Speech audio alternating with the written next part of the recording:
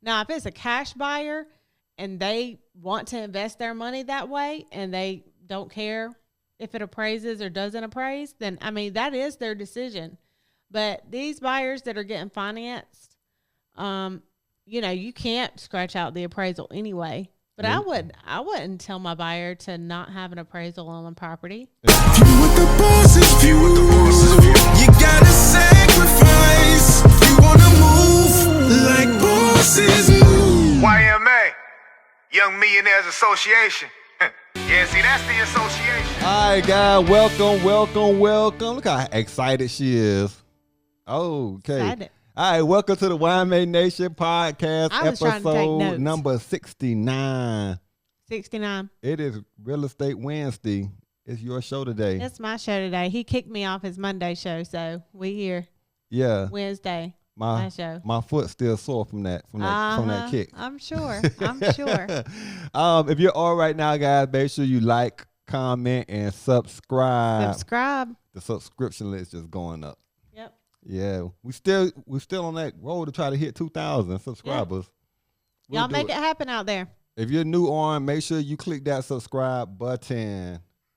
Oh, so what are we talking about today? Real Estate Wednesday. Real Estate Wednesday. I got a good one for you today because we've had a lot of conversations. We had our guest on. He talked about the agent world and buyers and things like that. But today, why the market will crash. Why the market will crash. Yeah. Interesting. Why the market will crash. Real estate market. The real estate market. Why it will crash. Why will it crash? Guys, if you're on down in the comment section, make sure you you type in hashtag YMANation. Hashtag YMANation down in the comment section. You know, at the end of the month, we always do cash drawings. So YMANation. Also, check down in the comment section, too. You'll see Let's Go. The video. Let's go. Click it. Let's go. Joe Wallace, Al Harris, featuring CEEJ, Upstate Finest, killing it. Check out the video. So, why will the market crash? This is going to be interesting. Yeah, so I'm going to start kind of off that topic and lead into that topic. Lead into the topic. Right. So, buyers beware, sellers embrace. Buyers, so if I'm buying a property, beware. Yeah. And if sellers, you're selling a home, embrace. So if I'm selling my home, take advantage of the market. Okay, let's hear this. Okay. So what is going on in the market?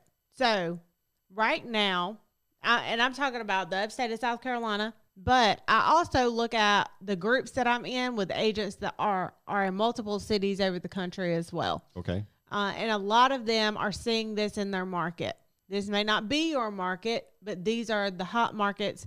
This is what they're experiencing. Okay. Yeah, more buyers than there are houses. The builders can't build fast enough. The cost of materials for the builders of lumber has like quadrupled and within a few months. Right? And so what happens is the builders are building houses, but they're losing more money because the materials have increased. Okay. Right? So they're up in the price. So people are being priced out. So if you are at a $200,000 price point and you could wait a week, you could wait 3 days, you could be priced out of that price point in that period of time. Wow. I just had, to give you an example, I just had a client. We were going to look at new construction. One of the builders, the lot alone, they were selling for $20,000 a lot. Okay. So the lot by itself was $20,000. So that's the land, just the land. Right. So if you take that and you say the starting price point is $300,000, automatically you're at $320,000 without doing anything else to the house, just the base house and the lot, because the lot is $20,000. Okay. So, that same builder has taken on increases like every couple of contracts that they write within a subdivision. So the agent was telling us they can't really even surely quote someone what the build out of the house is going to be, because within 48 to 72 hours, if they've written 2 or 3 contracts, the price could increase. Wow. Also, a different builder that I spoke with for a different client, we were out looking at new builds. The house that they wanted to build within 3 days had increased by $10,000 and pushed them out of the price point of that house. On what they could afford? Yep. Wow. So it's not good for the buyers. I was talking to another agent that I'm in a transaction with right now, and he said he just had a buyer submit an offer. It was a cash over asking price offer. There were 21 offers on the table. On one property? On one property. 21 21 offers on the table. Wow. And his cash over asking didn't win. That's amazing. It would not have been like this like 3 or 4 years ago. It wouldn't even been like this a year and a half ago. That's crazy. So I say buyers beware, because the builders are jacking up the prices on these properties. They're doing it because they can do so because materials, the cost of lumber has increased substantially, right? So what happens when the cost of lumber goes back down? The cost of a home goes down. The cost to build a home drops. It's going to go back down. Right. So how does that affect the appraisal on your property?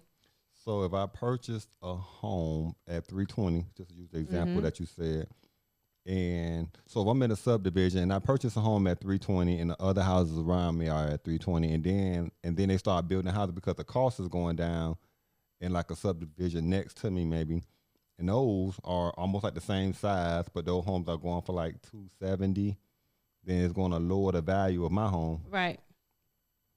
What does that do to the market? I started off checking it every other week, just like most people do. Then it got out of control. I couldn't help myself. I started checking it day after day after day.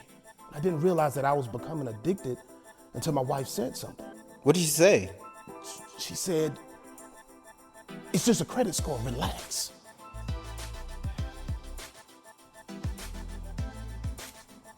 Are you checking your credit score? Huh? Hold on.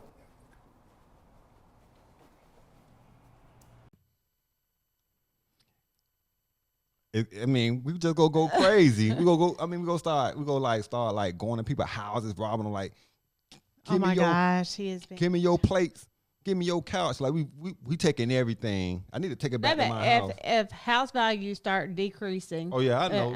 If it decreases, then that means that it impacts if I'm trying to sell my house, because now I'm going to lose money. Right. Because someone's going to say, well, this property 4-bedroom over here that they're building is going for $280 brand new, and you've had that house for 2 years and you asking for $320 for it. Like, why would I buy that house? So that means my house is going to sit on the market for longer. So then it's going to become a buyer's market again. Okay, explain that. It becomes a buyer's market when the amount of houses, there's more houses available than there are buyers, or if the house values start decreasing, like when the market crashed. And there's multiple things why I think the market's going to crash, but this is just one. So of my ideas of why it's going to crash. Because I know everyone out there probably thinking the same thing, because I'm thinking it. So we'll use that same example. I purchased a house and I paid $320 for it. Right. So now I got that property, and then 2 years I've been staying there for 2 years, and now they're building a subdivision like a mile down the road.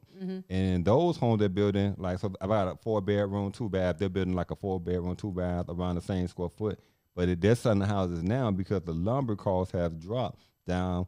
So now those houses are going for like $290. Even if they're going for $300,000, the buyers are going to think, well, why would I go into a house that's 2 years old when I can get a brand new house and save 20,000. Right. So, but why would that cause a crash though? So because it's putting people upside down in their loans.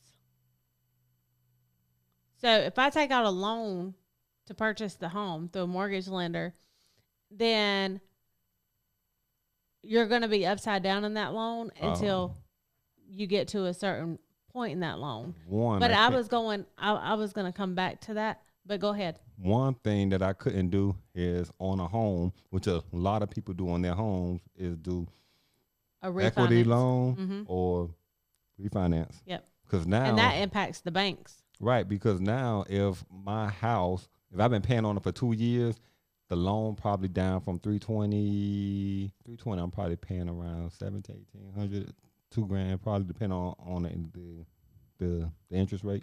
Right. But say I paid on the house for 2 years, that would be 24. So say now I owe like $305,000 on that house, but Right. the house has been appraised now because the values in the area is going down for $290. So now there's no money for me to take out of the home because the value of the home is less than I actually owe on it. Right. So another thing that kind of goes in hand with this actual, why I brought this up first, is due to COVID, you had a lot of people stop paying their mortgages. Right. And a lot of people were under the assumption, well, it was COVID, so I don't have to pay my mortgage. And they stopped foreclosure proceedings, and they had stopped eviction processes. Right. So when all of this comes to a head, that's another reason that we're going to see the market impacted, because what happens when you start getting a lot of foreclosures in the area is it starts depreciating the value of the properties around. I just had this conversation with someone earlier in the week where they had them on 12 months due to COVID. This person didn't have to make payments for 12 months. But now the person was under the assumption that now in May, their first payment starts again in May, and they want to take those 12 months of payment and put it into, like, have it broke down. So if that person payment was $1,500, they're like option A, pay $2,100 per month over X period of time, and then it goes back to your normal $1,500. Option 2, pay $2,500 per month for a shorter period of time, then it goes back to the $1,500. You know what that sounds like? What? When the market crashed in 2008, it was because they were lending to people that really couldn't afford the property. They were doing the balloon loans where you paid nothing but the principal for a certain amount of time, and then the interest ballooned and you owed that big lump payment and people couldn't pay the balloon part of it. And there was so they were getting foreclosed on. Other one too. What's the other loan where? Oh, it's a variable rate loan. Yeah, where the rates were right, like you pay a certain amount for like 4 years, and then 4 years if your payment go from $1,000 to like $1,600, like most people can't just can afford a $600 increase on their mortgage. So what you're saying is what I'm saying is break it down. The example that you just gave with the person that you talked to, it sounds like those type of loans. They just made it. They just changed and said, "Oh, it's a COVID now." Right. And we're going to do it this way. But now you're putting people in a position where they can't afford those payments. Right. Right? Because if someone's like check to check making a $1,500 a month mortgage payment, and you have these lenders who push the payments and like, oh, you don't have to pay us COVID, whatever.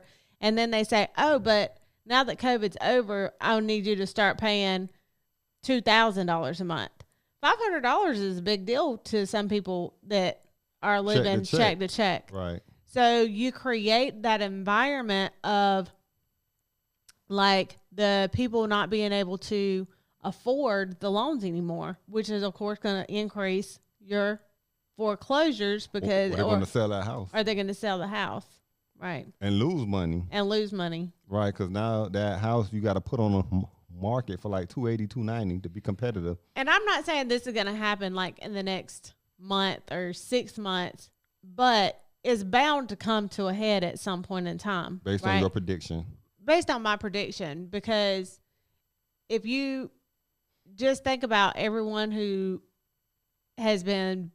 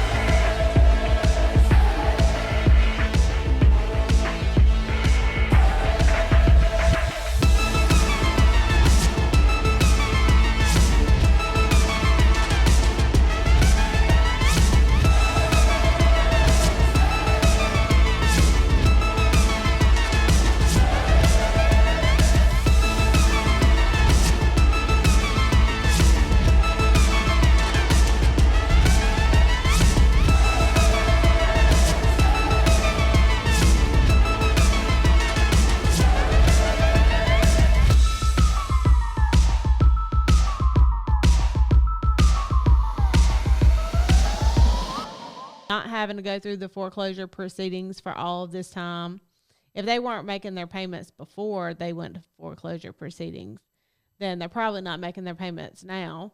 And then another red flag is that you have a lot of people buying property over value. So they're taking their own cash and they're purchasing the property over value. So I just had one lady, another agent I was talking to about a listing that she had, and she said that they had it under contract. It was a FHA loan. It didn't appraise. The seller said, well, I'm not doing another FHA loan on this property then. I want a cash buyer with no appraisal, no inspections, and he got it. Wow. And he got it. But that's why I said buyer beware, because your agent should be very informational with you. Like as a buyer agent, I would never inform a buyer to scratch an appraisal. I would never inform a buyer to scratch an inspection. You know, some type of inspection, have an inspection that's done. Even if they got to pay for it out of pocket. Right. Right. Because that protects the buyer and the investment that they're making into the property. Now, if it's a cash buyer and they want to invest their money that way and they don't care if it appraises or doesn't appraise, then, I mean, that is their decision. But these buyers that are getting financed, you know, you can't scratch out the appraisal anyway. But I wouldn't tell my buyer to not have an appraisal on the property. And if you're a cash buyer, then you should be able to afford just like, you know, let me just have a quick inspection done on that property just to make sure before I dump all this cash into this property. One other thing too, the same individual I was just talking about, if you're out there and you're going through a same circumstance like that, we were able to get this fixed for him because he's a veteran. Okay. So if you are a veteran, if you are active duty or reserve, there's programs out there to help.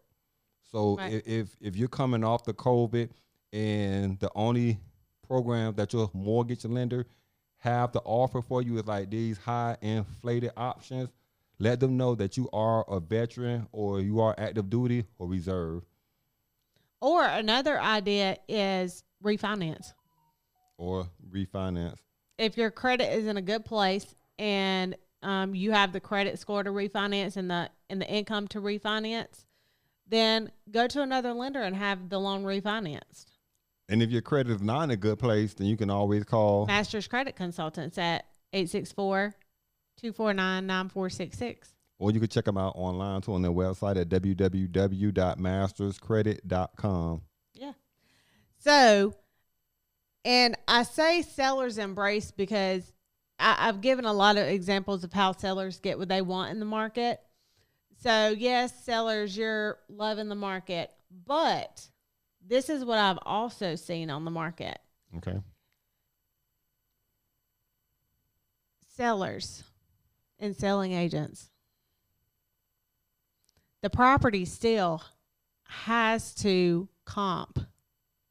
You can't just throw a property on the market for can't. any price you want. Ridiculous to. number, right? I mean, I saw one is listed at 145, right? Mm-hmm. It needs so much work done to it, right?